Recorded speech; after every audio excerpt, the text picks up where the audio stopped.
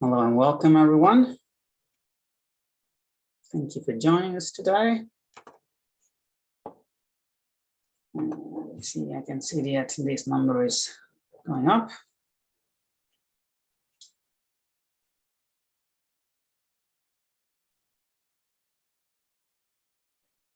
Really looking forward to today's topic. It's a very current one, very relevant theme. And no doubt there will be lots of things to learn. Hello, Jenny, and hello, everyone on the call. Just get underway very shortly. Again, today's session is about a case study on modern slavery. We've titled Human Rights Have No Tears for a very specific reason, and I'll expand on that very shortly. Make yourself comfortable. We will be commencing very shortly.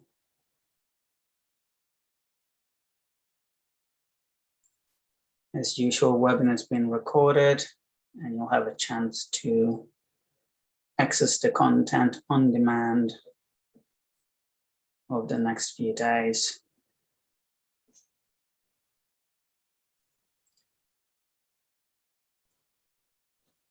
Okay, I think it is safe to say that we can get started.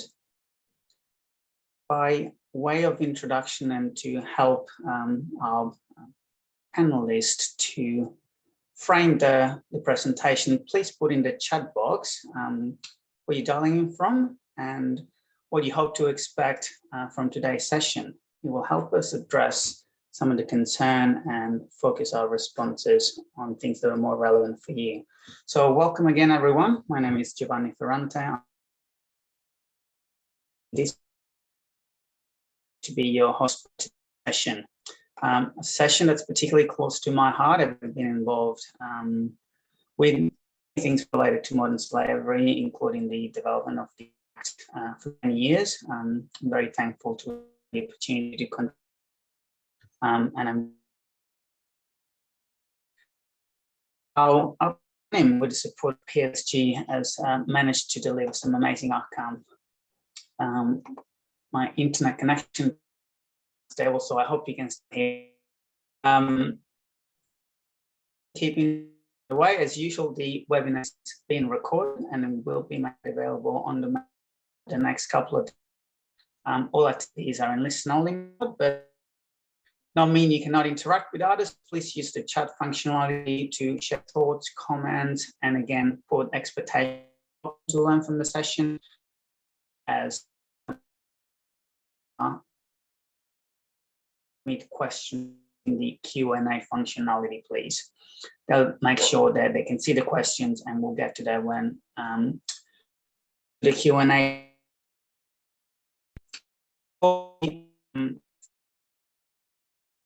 I'd like to acknowledge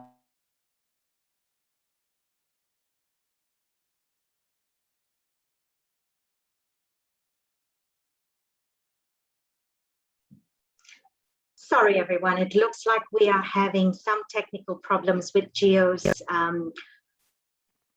internet. Oh, he's back. So, apologies. I hope you can hear me now. Oh, I can see extension of lockdown coming through the post. Can you all hear me now? Sophia, please let me know if I'm not clear. Yes. Yes, okay. You're back now, Gio. Apologies. Usual Zoom keeping notes on webinar being recorded and how to interact, Q&A for questions and chat for everything else. I was also paying my respect to the traditional owners of the land from where I'm dialing from, which is the Wurundjeri, Wurrung and Wurrung people of the Kulin Nation, and pay my respect to the elders past and present, and also extend my respect to all Aboriginal and Torres Strait Islander people on the call with us today. And also for our New Zealand friends, Tina Koto, Tina Koto, Tina Koto Katoa. We've got nearly 120 people registered for this session, which is absolutely brilliant and testament of the interest around the topic. Again, I mentioned before, it's around modern slavery, and it's really learning from a practical case study of an awesome organization that's making a difference. And this is what it is all about, really making a difference and creating an impact. You know, with over 40 million people estimated to be in slavery, business has an obligation to address these awful issues. And what Outland Denim, with the support of PSG, has managed to achieve is quite impressive. So can't wait to get stuck into the session. They'll be specifically talking about the locally branded Sag Salim program, which has been operational for just over 12 months, involving more than 220,000 workers that were engaged throughout the program across many instances of human abuse and human rights issues. And this is all to say, as the webinar title shows, human rights have no tears. So we often get asked the questions, how deep do I need to dig down my supply chain to investigate human rights abuse? And the answer that, you know, I'd like to always give, you know, as many tears as we need, because this is an issue that needs to be addressed, and it's our obligation to do something about it. So enough about me talking. I think at this stage, I'd like to introduce the speakers and really hear from them about their awesome stories. So we're extremely lucky today to have two amazing presenters. Lisa Lohay from Outland Denim and Richard Williams from Precision Solution Group. Clearly, they've created a program that's delivered some significant impact across a particular area of their supply chain. I mentioned the Sag Salim process. So Richard is an experienced, and I'll let them introduce themselves, but very briefly, he's a very experienced and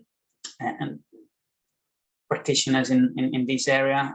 He's been working, he's a managing director of PSG, has won commendations during his military career, and is extremely passionate about the role of business in supporting human rights. Liz is the social and environmental impact manager at Outland Denim, which has responsibility very specific to modern slavery, and she will share a bit more about, again, the program. So without any further ado, Richard and Leo, thank you very much for joining us. I'll hand over to you to bring it home and just share more information about your exciting project. Thank you very much for joining and being with us today. Thanks, Gio. Thank you for that introduction, and good afternoon, everyone. It's absolutely a pleasure to be with you all today to share a little bit about the work that we've been doing. As Gio said, my name's Richard Williams. I'm with PSG.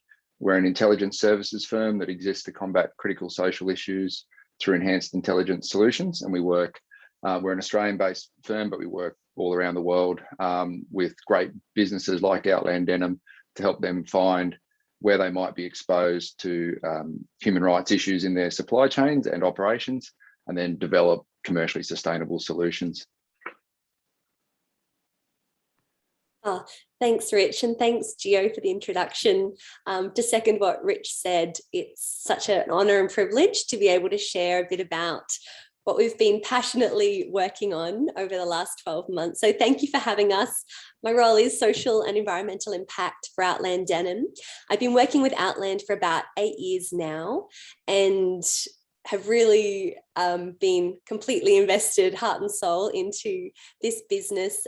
It's really started to directly be part of combating situations of exploitation and modern slavery.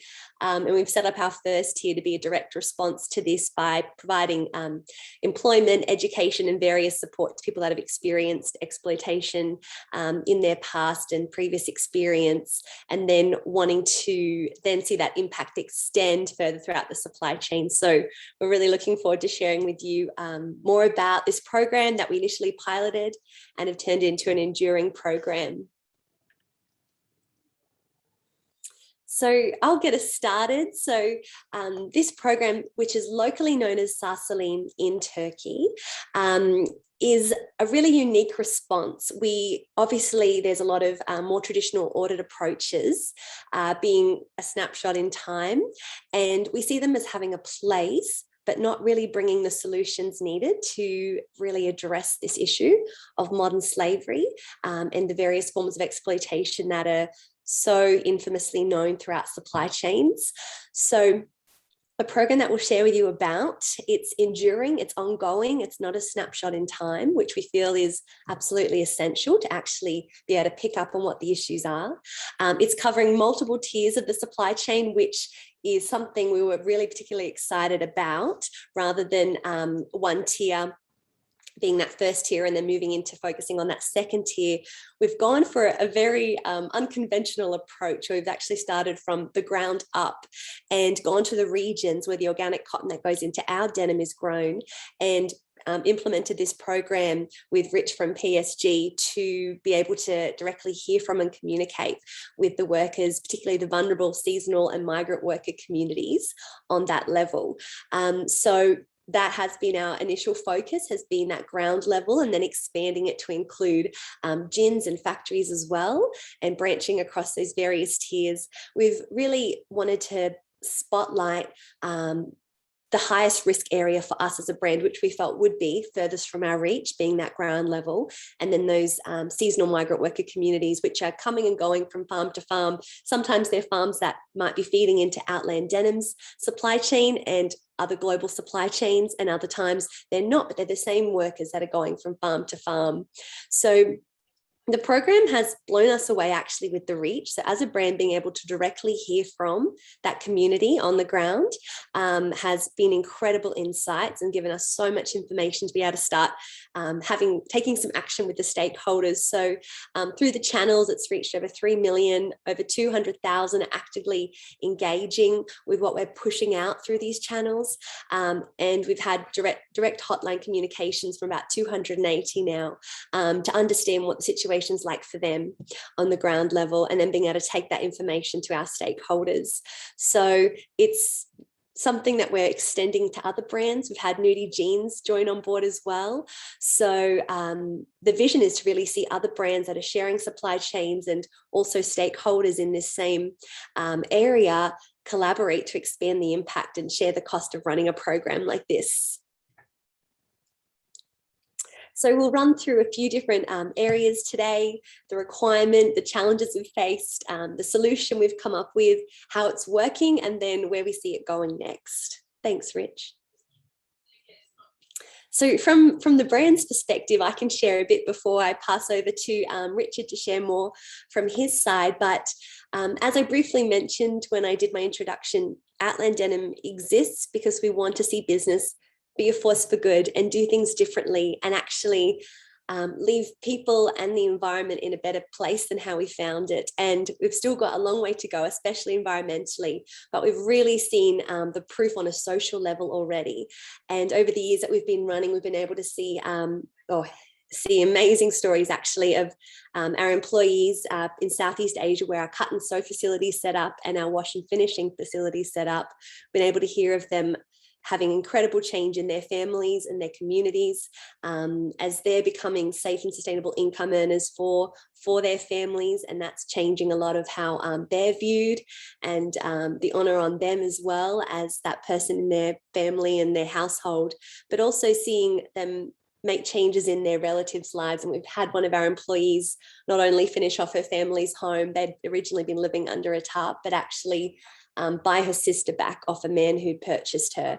And so we've just been really working hard, particularly on that first tier, and bringing tools around the employees so that they themselves can pick them up. They're the ones making the change, definitely not Outland, but we just want to be a facilitator of those resources and those tools.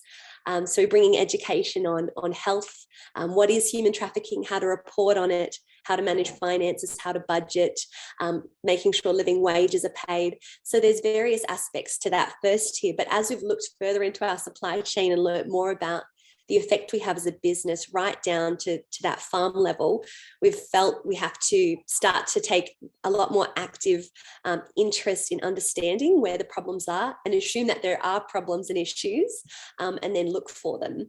And so that's where we've reached out to Richard from Precision Solutions Group, because his experience is actually in, he'll share more about that, I'm sure, but investigating and uncovering networks of modern slavery and exploitation. So our desire as a brand to, I guess, be a force for good was there, but we needed the expertise of how to go about that and how to actually find and address these issues.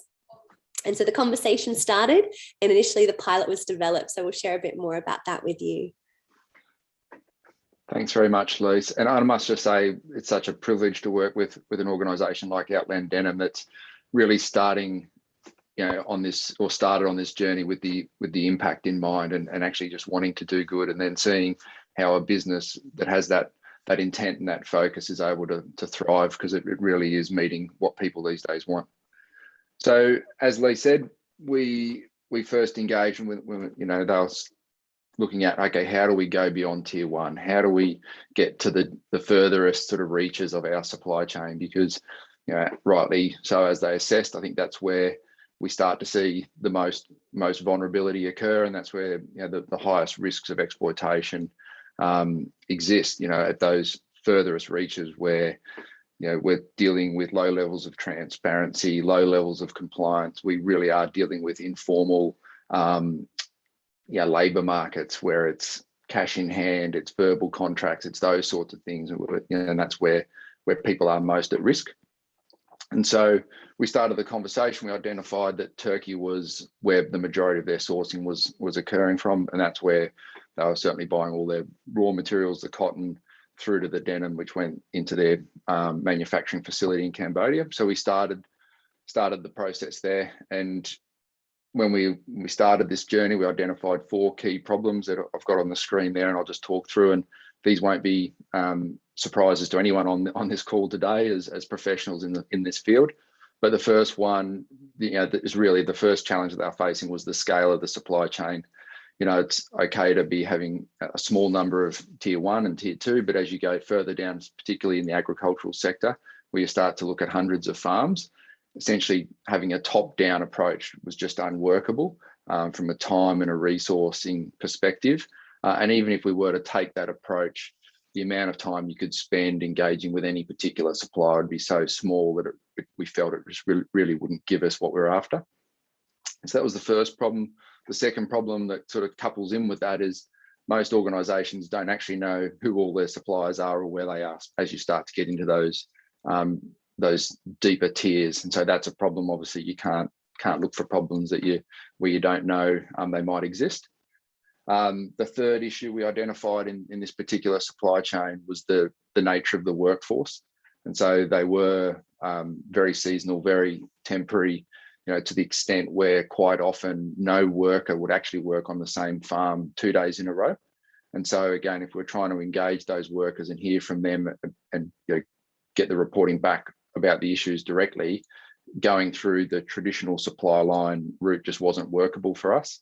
And then finally, the normal issues that you'll pick up when you start to look into these issues is the stakeholder engagement and getting that buy-in. It's a sensitive issue. We certainly didn't approach this in an accusatory sort of way. You don't want to suggest that they're deliberately exploiting workers. Obviously the relationship between a brand like Outland Denim and their suppliers is critical, and something that we wanted to preserve and actually seek to strengthen that relationship through this process rather than degrade it. And so that's been a challenge as well that we've been having to deal with. And so when we took all that together, we sort of took it back to first principles, which was, hey, what we're focused on here is actually finding where issues are occurring rather than trying to go through an audit process to try and prove that it doesn't exist. We acknowledge that, look, just given the scale of it, the area we're sourcing from, it is most likely going to exist. So let's now develop a solution where we can find it, and then we can work out how to deal with it. And so we came back to that sort of baseline consideration, and then from there we said, well, the easiest way to do that is going to be to engage directly with the workers and do so in a way that is more on an ecosystem or geographic level rather than trying to just engage through our direct supply line. And again, it takes I think, a brand with a little bit of vision to do that, because you're stepping beyond the scope of your immediate, or what could be perceived your immediate obligations. I think a lot of organisations are focused on my supplier, that's where my sort of obligation ends. But Outland Denim looked at it and they said, well, we're actually part of that ecosystem, and we have a role to play in that. And so they weren't afraid to engage more broadly, with the understanding that they might actually pick up issues that might not be directly tied to one of their suppliers in the first instance. But given the nature of that workforce and how that workforce moves around, it's likely that they will have a touch point into that problem at some point in time. So we started a pilot program really designed to engage that vulnerable worker demographic. And we started off by understanding who they were, mapping where they live, where they reside, overlaying that with our understanding of where we're sourcing from. And then we started by simply just pushing out communications, and we partnered with a local strategic communications provider in Turkey, which had a fantastic understanding of the local context and the considerations. And then we established Sarceline as a neutral brand. We were very deliberate in that. We didn't want it connected to a buyer or a government entity or a supplier, because a lot of the workers, particularly vulnerable workers, are quite anxious about reporting issues, and they certainly don't, or they're worried about engaging suppliers or government entities, as an example, because of the fear of retribution and they might lose their jobs, etc. So we set up a neutral brand.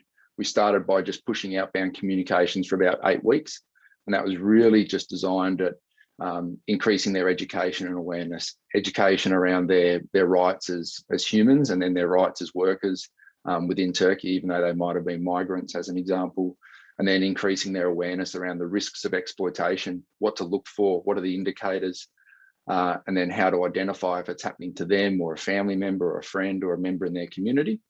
We did that, like I said, for about 8 weeks, and then we opened up lines of reporting. So once they started to identify these indicators, we gave them a way to report them through to our centre that we set up in country, which then allowed us to receive these calls and then start to develop the insights that we needed to, one, develop remediation solutions, but two, it allowed us to gather an evidence set that we could then take back to suppliers and take back to those key stakeholders and say, look, these issues are occurring. And that's how we've really set about navigating those stakeholder relationships.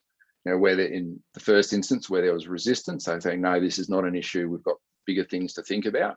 Being able to turn around and go, well, actually, look, this is an issue and it's quite a significant issue.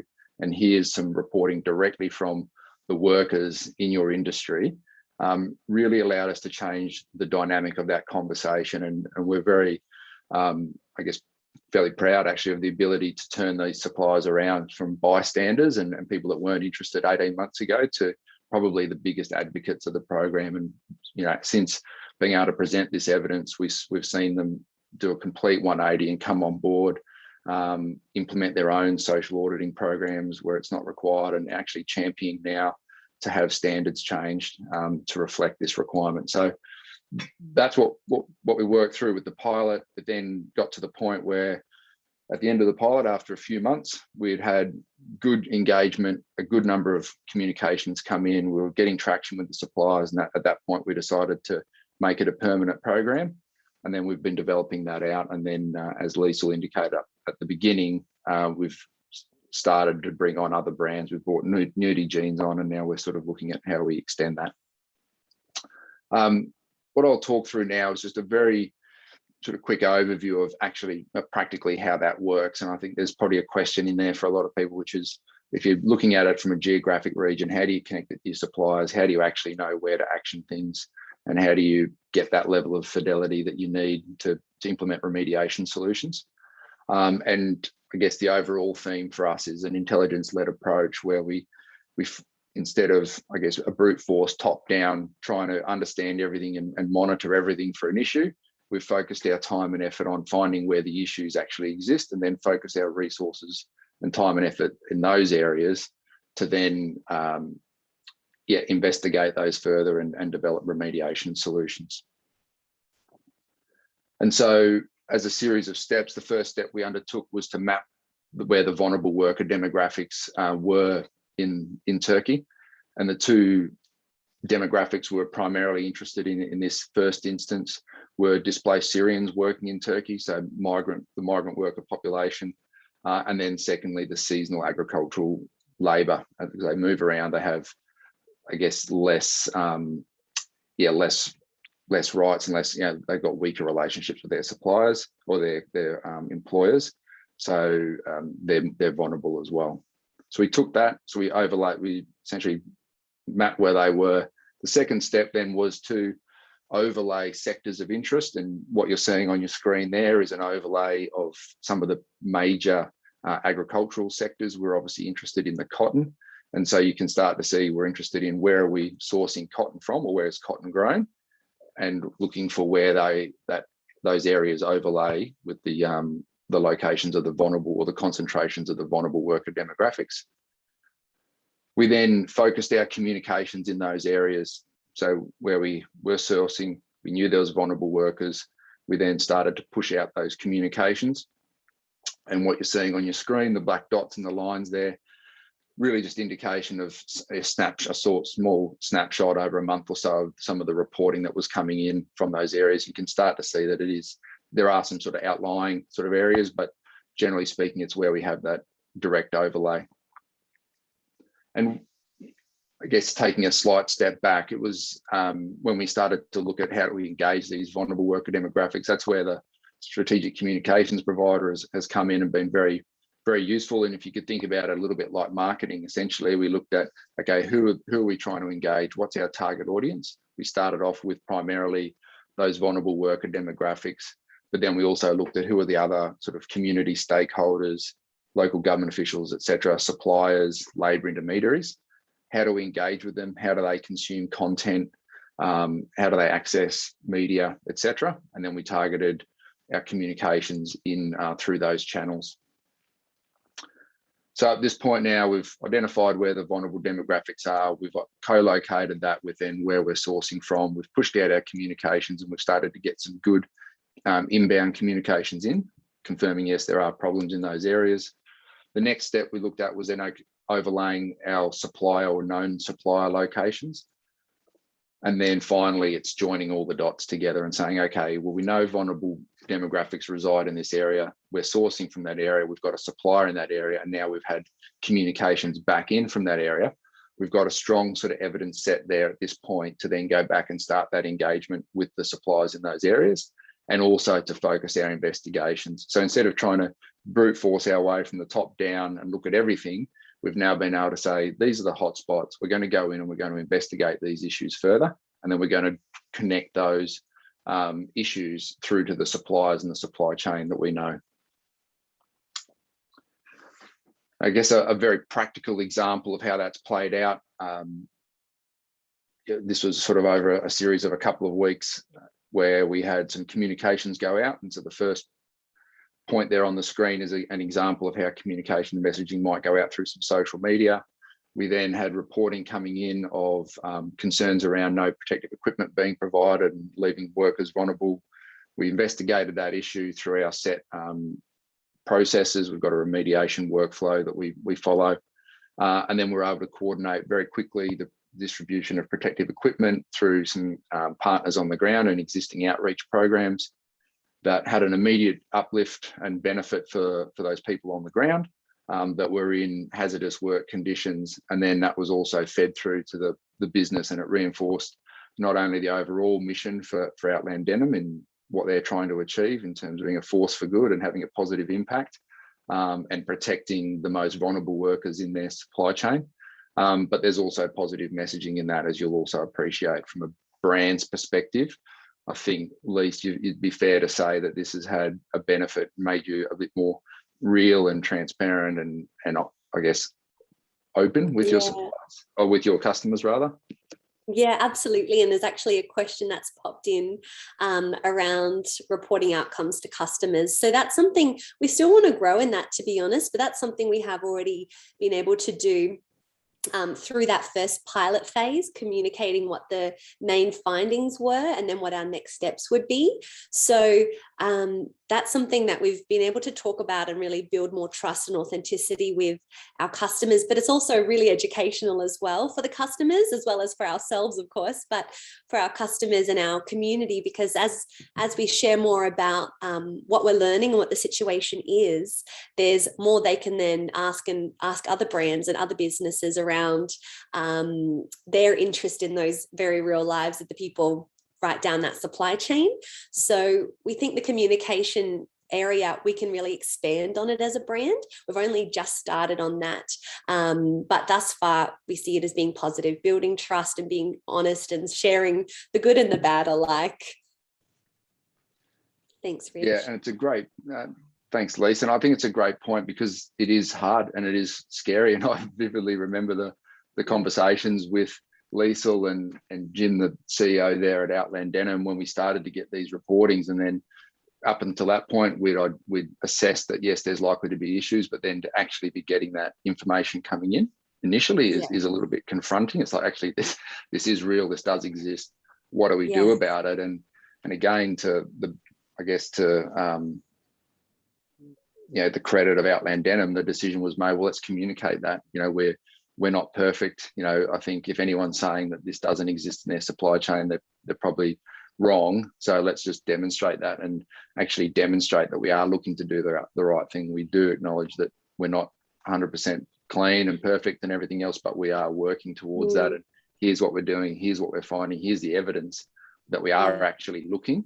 And then this is what we're doing about it. And I think it's fair to say that that's been very well received by all your stakeholders, customers, through to investors alike. And actually, Rich, that's quite close to the other question that was in the chat box around in what way was the senior management of Outland Denim involved in the program?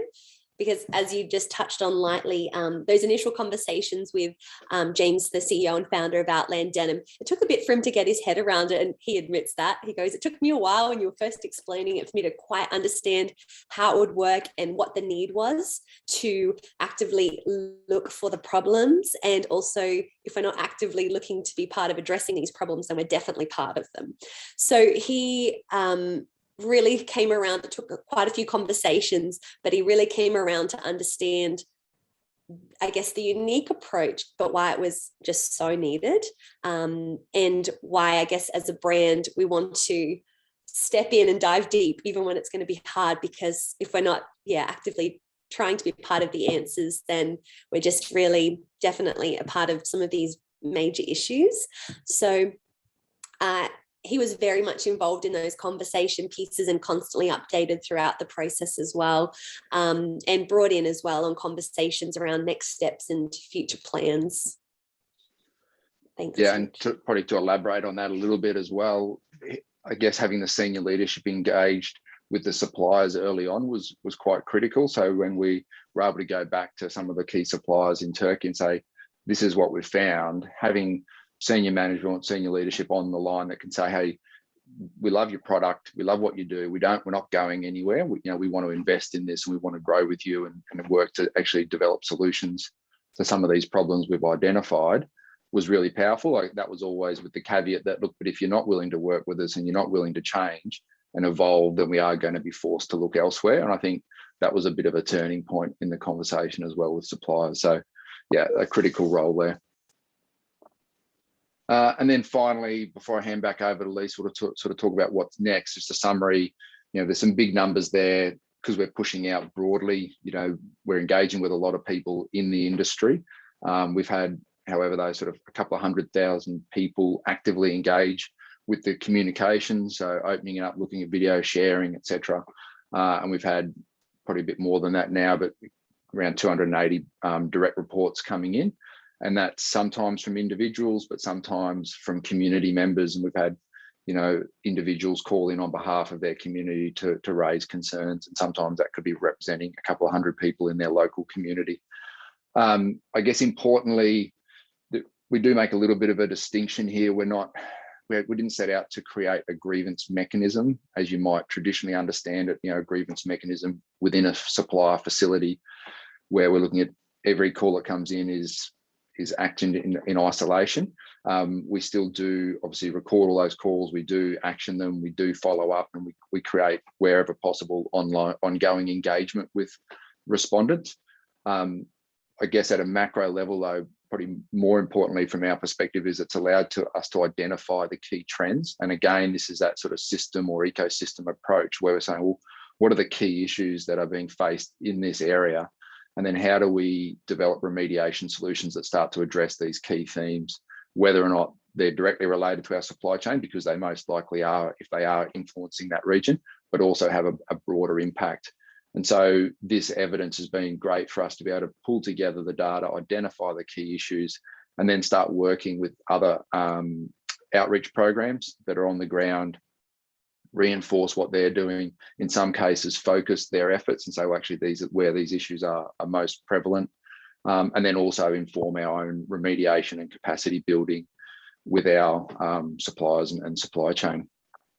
And Rich, would you mind just also sharing a bit about how we've kept the callers anonymous? There's just a couple of questions that have come in around that. Yeah, so we've probably made a pretty deliberate decision to keep it fairly low tech. There's a lot of different apps there and the like. I think the key for success to us in this instance has been actually the communications and more the outbound communications. And then we're happy that as long as we've got a couple of accessible mechanisms for people to call in, like literally it could be a phone call or it could be a text message or a WhatsApp message or whatever, then that's great for us. A lot of the vulnerable demographics we're engaging with don't have ready access to technology and communications and the like. So we have to keep that in mind as well. When someone does call in, it's anonymous. We have a series of questions that we are pretty set sort of script and remediation workflow that we follow. However, workers are given the opportunity to leave their details, and a lot do. And like I said, we actually work extensively to re-engage. And so when someone calls in or reports in, we'll note that issue, we'll investigate, and then we'll go back. Quite often we go back for more information and more detail, but we also certainly follow up and say, well, this is what we've done about it. And that's a critical element for us, is that getting that sort of that flow and that communication and enduring engagement happening. And we also see over time that will become a very, very powerful measure of effectiveness tool for us, because as we start to implement some of the remediation measures to the problems we've identified, and we're already doing that, but as that extends, being able to go back and say, is this still a problem? Are you still facing that? Or have you seen a change? That's really powerful for us to get that reporting back and get some evidence around it. Well, that's a pretty good point. I might hand back over to you, Lisa, to talk a little about where we're at now and the remediation and where we see it heading. Yeah, absolutely. Well, with these next steps, we've been talking with other brands and stakeholders and our suppliers to really work on those solutions. And we see that as also being, I guess, a pilot in a way to really learn what's going to be most effective and work on the ground by hearing back from the same community, as Rich mentioned, whether it's through people that have wanted to share their details or whether it's through more general communications and outreach as we've done already. But really, the key will be having other brands and other suppliers see the positive impact of the program to be able to share it and scale it. It does take leverage, it takes finances, it takes a lot of time. So there's various aspects that I guess sharing that and collaborating by sharing information in our supply chains is so key and essential. So we were really thrilled. Eugene saw the same gaps with certifications and audits that we saw, and they were also keen for a solution in this space. And so that was a very natural fit for them to join and be part of the program. And we'd love to continue those conversations with other brands who are sourcing in Turkey, but also we see this program as having a lot of potential to scale to other countries and regions. And there was a comment in there about whether this could translate into China, and we really believe it could. And Rich could definitely share more specifically to that soon, but we really see that as this program that we've been running thus far as being, I guess, our first proof of concept, and then being able to see that replicated in other countries and regions, and again work with other brands who are sourcing in those regions and collaborate together to really implement the program, receive the findings and start to remediate those findings. So yes, we've been thrilled with the response from especially our key suppliers and their willingness to start to meet some of these gaps that we had already noticed in certifications and audit systems. And so with these findings, I guess, as evidence backing what we're requesting and asking them, we're really asking them to lead the way. These are global issues, not just issues in one country. However, we can get more specifics on what is maybe happening in that country, and then with their help really start to take some practical steps, and their willingness to, I guess, acknowledge those findings has been so key, and it has taken conversations and education over time to be able to do that. Thanks, Rich. We really saw a spike in the engagement of the whole campaign when we started releasing educational materials, particularly video content in, of course, the language of the migrants that we were communicating with and the local language. So we've always been pushing out content in more than one language, and being able to talk about how to access visas, how to access free healthcare, how to maybe utilize the local healthcare system. And topics like this have just had really strong engagement, and we've seen a big spike. You can probably see from the graphs there when those video content has gone out and the way people have responded to it. So we've really decided to put a lot more focus on engaging that way. The more we learn, the more we can adapt and build and grow and just strengthen the program. Thanks, Rich. Yeah, and I guess just a point to elaborate on that one there, we've worked to tie in that educational content with other existing sort of remediation programs.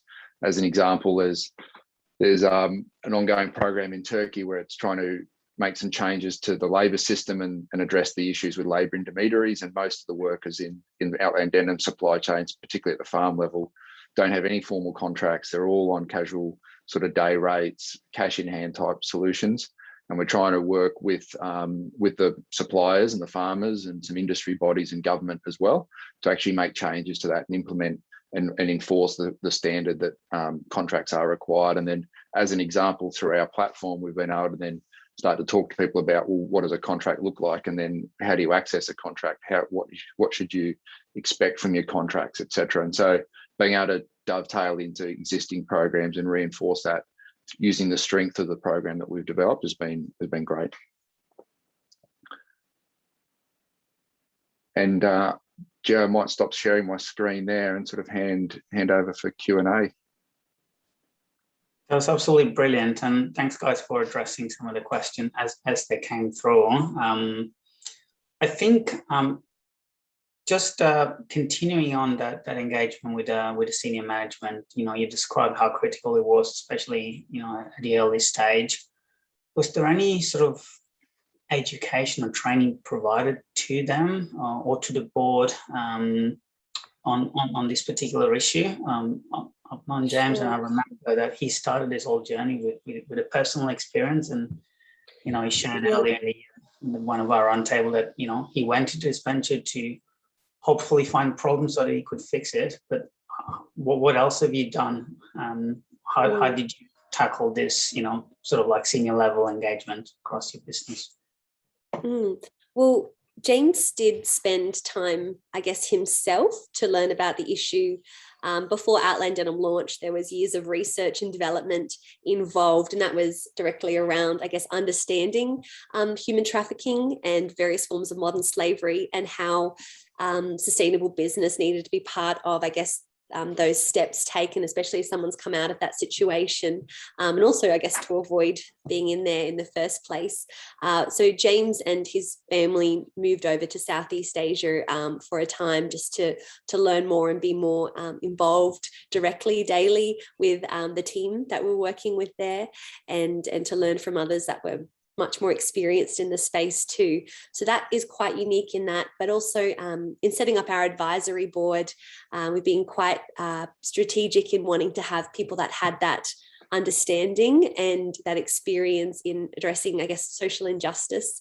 And we've been able to bring on people that have been able to offer input and insight through our business decisions and through where we're heading, and get their experience as well. So we've set it up maybe a little bit differently, perhaps to some brands and businesses, but the founder's own experience and his reason for starting the business in the first place, as well as bringing in advisors and mentors that we can talk to along the way as we make our decisions, have been quite key in that. Thanks, Lil. And Richard, from your perspective, working also, with other businesses, I guess, what's the key on getting senior management on board? Yeah, it's just having these conversations, and I think James is actually a great example because he's a true believer and he's passionate, but as Liesl indicated, it still took us a while to convince him of the merits and the methodology. And so, it's a good comparison if someone like that, because again, he's running a business and he had to sort of truly understand, is it worth it, but is it, like, how does it stack up in terms of the investment? What do we get from it? What are the insights? How do we get that transparency? And without, being too commercial or ruthless about it, he's balancing that tension as a manager, which is what I guess most people on this webinar today would experience. And so it has been a journey, and I think we've done a lot of one-on-one conversations. But at the end of the day, it was the evidence really, and it was turning around saying, well, this is how it's working. And then for James to be able to hear directly from workers, like literally messages and phone calls, and hear it directly, it was quite a powerful sort of turning point, I think, to be able to see, okay, now I get it, where we're reaching to. But then I think the other element for James, from my perspective, and Lisa, you can cut me off if you think I'm wrong here, but I think one, he's seen the impact and he's seen how it has fundamentally changed how some of your suppliers in Turkey are thinking about it. So there's some clear benefits on the impact side. And then from a business side, I think we've overcome that hurdle of, well, how do we report this? Are we going to get pushback? Is it going to have a negative impact? And you just actually realise that, your stakeholders want this and actually are rewarding the effort, and aren't put off by the fact that you're finding issues. Rather, they're probably more encouraged by it. Thanks, guys. Yeah, that's brilliant. So I guess exposure and it's a key. Let them experience what's really going on the ground. I think if I could, Joe, just one more point on that, and as it probably pertains to a lot of other organisations, I think another key turning point was that shift in mindset to, we're not going to try and prove that it doesn't exist, because let's acknowledge that it does, and instead let's try and actively find where it exists so we can address it. And I think realising that that's really the only effective way to deal with it, to deal with the risk, but also have the impact, and then also capture the commercial benefits from it. And so we do talk to a lot of organisations about that as well, and just it's a very nuanced element to it, but just changing that mindset has been quite powerful. Thank you. There's a lot of great questions coming through. One particularly of interest that I was going to ask you as well. Obviously, the case study that you shared is specific to the manufacturing industry now. In the fashion, in manufacturing in the fashion industry, can this approach and model be extended to other industry and other parts of the world? I think you started to address, the sort of like the extension, to China as a country, because I know Sarah did mention any country. What's your advice? What are the learnings can be applied across industries and across countries? Would you like to speak to that one, Rich? Yeah, I can go to that one if you want, Lisa. It definitely can. I think the learning from us is the power in engaging with those vulnerable demographics, and the vulnerable demographics aren't particular to an industry, or a sector, and they're actually the same types of people around the world that are in the same situations are typically the ones that are being exploited, because they are the most vulnerable. It's migrant workers, it's certain demographics, and so if you take that as the baseline, then I think absolutely we can extend that. And even in Turkey, we've seen that we've gone from workers on the farm, so temporary workers, at the farm level, but we're also now engaging directly with workers in the manufacturing facilities. And so there's an extension there, even though it's the same sector, we're now in a very different situation, different type of worker, but same sort of profile. And so being able to just reach out, engage with them directly in an environment that's external to their workplace, and give where they have the confidence to actually engage and raise issues, I think has been powerful. And so, yeah, I firmly believe that we can replicate that to other areas, other countries, other industries. Thanks, Richard. And there's an interesting aspect that, I'm assuming a lot of procurement people, minding budgets in the call be interested to. Someone's asking specifically about the cost of, this exercise, and without getting into the specific of, of your particular relationship, but more broadly, how do you sell the cost of potentially not doing these kind of things? Yeah, there's the cost of not doing something, and there's a risk there for organisations. I think on the flip side, there's the challenge we have where some people might prefer to sit back and let brands like Outland Denim and Diligence lead the way and actually fix up the supply chain to a large extent, and then not have to do anything to it. I think we'd rather talk about the upside, and I think Outland's a great example of the actual commercial benefit that does come from actually leading the way and having a true commitment to impact and doing good, being a force for good, as Liesl puts it. So I think from a brand perspective, there's definitely the commercial upside in that. However, I guess if you want to look at the negatives, I'd say that if you were to look at a cost comparison, and we've done those sort of things with Outland, of, well, what would it cost to do an audit program through the tiers? It would cost a lot because of the size of the supply chain. The results would be limited, although auditing has a strong place. The results would be limited, and so the actual reduction in risk for the organisation would be limited. So we think this is a more cost-efficient solution, and I can talk to it. I mean, the program does scale, and I know this is what everyone with the numbers hat on would be interested in. We can scale it up and down, and so we've run it. At the beginning, there was a bit of an investment to set this up and get it running. Of somewhere in the order of $50,000 of all the preliminary work through to the actual, the launch and then the running of it throughout that pilot program. And then that was 3 months, and you sort of replicate that at a slightly reduced rate for the remainder of the period, and you sort of get an idea of the sorts of numbers that works. That it's a relatively significant number for a lot of organisations, but when you start to get others that are joining in on that, then it becomes quite manageable. And this is where you get the burden sharing benefit of having members and joining forces, but also the increased impact and leverage that you have. And I think it's particularly relevant for Australian brands that are typically quite small when we're talking to overseas suppliers. And so your leverage and your ability to influence change is limited. But if you actually join together and recognise that there's actually a lot of organisations are sourcing from the same places, certainly the same countries. If you look at it at a country level, then it becomes there's a strong case for collaboration there and cost sharing. Absolutely. Liesl, probably one for you. Have you noticed a difference between engaging with organic cotton farms? There's a very specific one for your industry, as opposed to organisations that might have had particular certification. I think Sarah's referring to FSC, GLTS, or alike.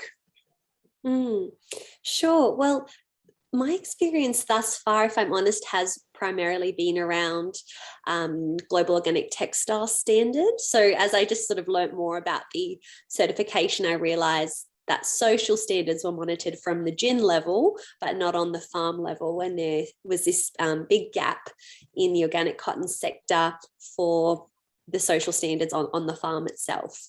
And as I sort of looked, but I couldn't find any, I guess, third party or group that was able to really give me a clear picture of what it was. And so it really propelled us forward to have those conversations with Rich from there to develop this program.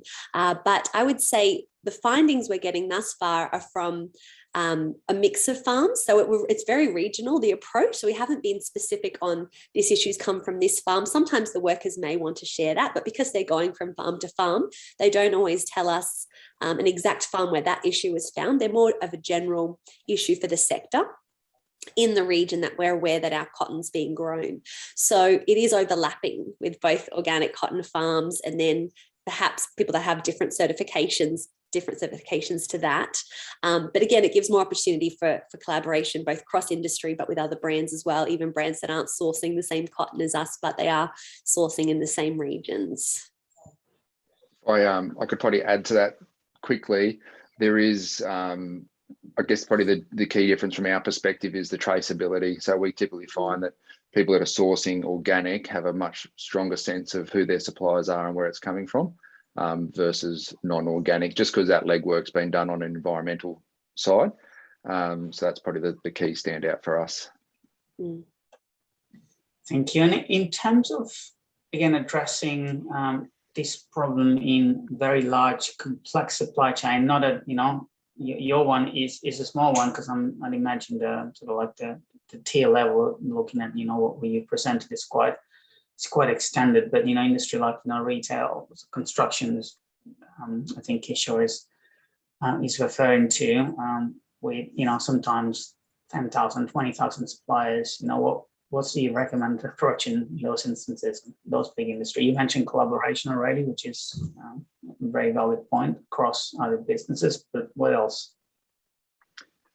Yeah, I think from our perspective, the collaborations is critical. The fact that you can be looking at large geographic areas is useful as well. And I think the other element to it is the ability to actually jump to high risk parts of your supply chain. I'll give a recent example, doing work looking at the solar industry, doing assessments, tier 1, tier 2 suppliers in China and the like, and everyone's going through that process because they need to go through it to map the supply chain, understand where they're sourcing from, as an example. But with a model like this, we know that actually the issues are more likely to exist where the extraction of silicon is occurring and production of silicon is occurring versus the sophisticated sort of manufacturing of wafer cells at the front end. And so a model like this allows you to, if you're actually looking at identifying those high risk areas and they're having an impact, you can bypass that sort of almost a compliance box ticking requirement to jump to where the problem is and focus your efforts there. So that's a benefit of this sort of approach. Perfect. And one more question, if I may. This is Leslie, if that's okay, I will start with you. What was the biggest challenge in rolling out this program? Oh, that's a good question. I think initially it was communicating findings with suppliers in a way that we could come together to start to create solutions rather than sort of communicating it in a way that sort of caused separation or frustration or confusion. So it did take numerous conversations, as Richard touched on, but I think initially it was those early conversations with the suppliers around the findings and wanting to work with them to start to create solutions would be one of the biggest challenges of the program thus far. Richard, what about from your perspective? What's the... Yeah, look, I think I'd have to agree. I think, once we looked at the problem and again, we focused in on the impact side of it and focusing on the high risk areas, the solution fell out for us. It was then the implementation of those findings and then getting the stakeholders on board. And even though we had the evidence and all the rest of it, it was still a process, and it was probably a good 3-month sort of back and forth process to get them to really start to change their thinking around it. So that probably tested our patience the most. Very good. And just sort of like to wrap it up, if you want to leave the audience, with a final thought, a piece of advice on, how to get moving on this journey to make an impact, what would that advice be? I don't know who wants to go first. So,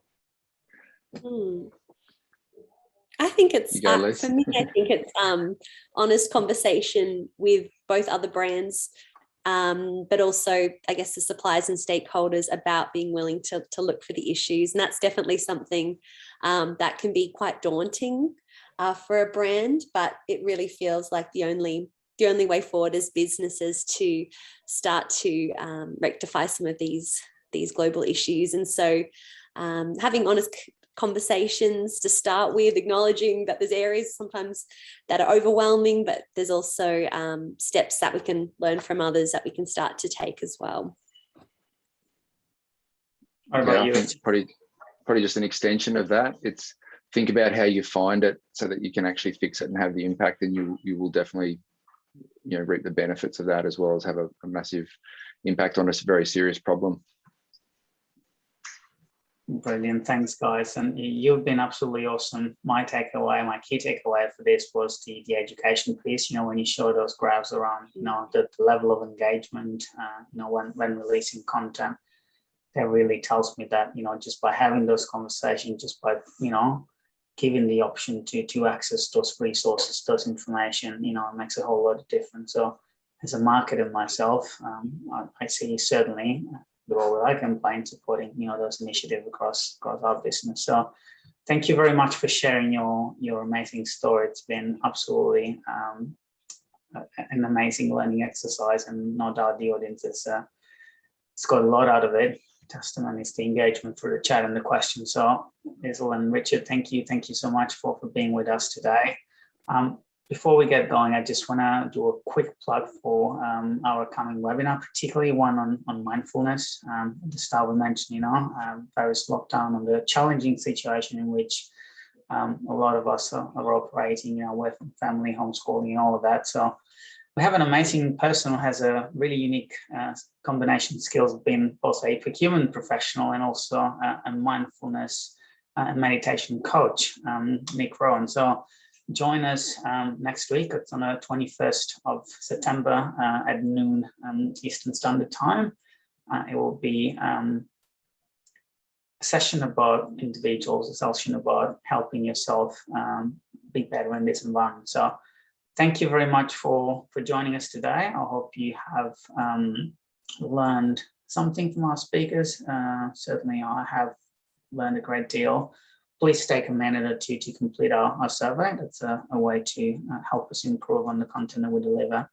And thank you very much again for being with us today. It's been a pleasure talking about a very important topic, and please go out there in your businesses and trying to make a difference in whatever capacity you can. Thank you very much, and until next time, I wish you all a good Wednesday. Thank you.